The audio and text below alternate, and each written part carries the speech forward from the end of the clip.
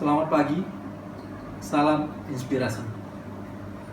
Kali ini kita coba bicara tentang sejarah atau tentang fakta sejarah. Ada kata bijak yang mengatakan bangsa yang besar adalah bangsa yang menghargai jasa para pahlawan. Dalam hal ini kita coba bicara tentang seorang pahlawan ya, yang sangat luar biasa jasanya. Cuma sempat sejarah tentang beliau ini dikubur dan dikaburkan, sehingga ada stigma yang sebenarnya tidak pada diri beliau, cuma dibuat stigma seolah beliau seorang komunis. Beliau adalah Tan Malaka. Di buku ini adalah hasil dari simposium ya, mencari dan menemukan kembali Tan Malaka, putra bangsa ya, atau menguak takbir sejarah dan kepahlawanan beliau. Di sini lengkap ya para penulis dan pemakalah, yaitu Pak Harif Oze, seorang peneliti khusus tentang Tan Malaka. Lalu ada Pak Mu'man ya, ada Pak almarhum Pak Mustika Z. Sempat kita diskusi, saya diskusi sama beliau dulu, ketemu di Padang. Ada Pak Aspi Warman, ada Pak Kamardi Rais, ada Pak DP Asral dan lain-lain. Jadi artinya buku ini bukan hasil hasil tulisan dari seseorang, tapi buku ini adalah hasil dari seminar simposium yang sudah diperdebatkan, diuji oleh masing-masing pembicara, sehingga ditemukan fakta sejarah kebenaran seperti apa sebenarnya Tan Malaka. Tan Malaka adalah seseorang yang hebat di negeri ini, termasuk dunia juga mengakui beliau. Bisa dibayangkan ya, sekolah di Bukit Tinggi, sekolah guru. Setelah berhasil menyelesaikan sekolah guru dengan nilai yang sangat cemerlang, hingga direkomendasikan oleh gurunya yang orang Belanda untuk melanjutkan pendidikan ke negeri Belanda. Pada usia 17 tahun beliau berangkat ke Belanda, sampai usia 23 tahun menyelesaikan pendidikannya. Dan beliau betul-betul tidak hanya cemerlang secara otak gitu ya. Beliau juga penuh dengan inspirasi dan ide-ide yang sangat cemerlang. Nah, bicara tentang cemerlang beliau waktu itu sempat menjadi inspirasi buat negara-negara di Asia Tenggara untuk juga mengadakan perjuangan untuk mengusir penjajah. Nah, fakta sejarah lainnya yang selama ini dikaburkan adalah bahwa benar Tan Malaka pernah menjadi ketua Partai Komunis Indonesia, yaitu tahun 21 sampai tahun 22.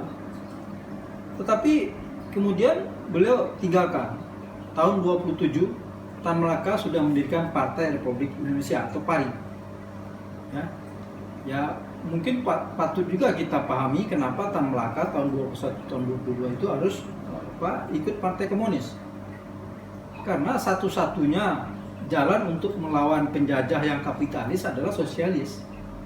Karena waktu itu cuma ada dua sekte, dua paham di dunia ini, sosialis dan kapitalis. Sosialis ini lebih dekat kepada komunis ya. Sehingga begitu Tan Malaka sudah mendirikan Partai Republik Indonesia atau PARI tahun 27, secara otomatis beliau juga meninggalkan komunis.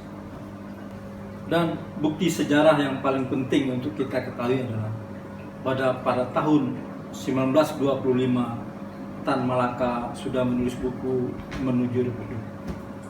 Ketika para pejuang, para tokoh-tokoh bangsa ini mungkin belum berpikir seperti apa bentuk negara ini, Tan Malaka yang punya pandangan jauh ke depan, yang punya wawasan yang sangat luas, sudah menulis buku Menuju Republik.